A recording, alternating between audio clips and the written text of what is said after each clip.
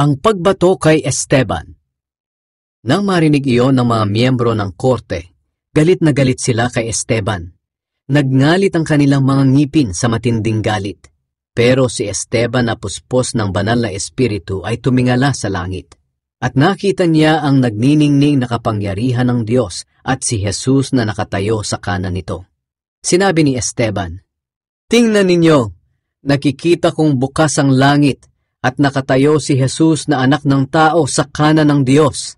Sumigaw ang mga miyembro ng korte at tinakpan nila ang kanilang mga tainga para hindi nila marinig ang sinasabi ni Esteban. At sabay-sabay silang sumugod sa kanya. Kinaladkad nila si Esteban palabas ng lungsod at binato. Hinubad ng mga saksing laban kay Esteban ang kanilang balabal at iniwan sa isang binatang ang pangalan ay Saulo. Habang binabato nila si Esteban, nananalangin siya.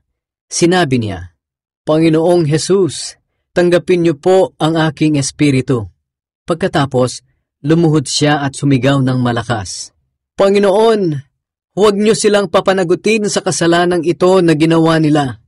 At pagkasabi niya nito, namatay siya.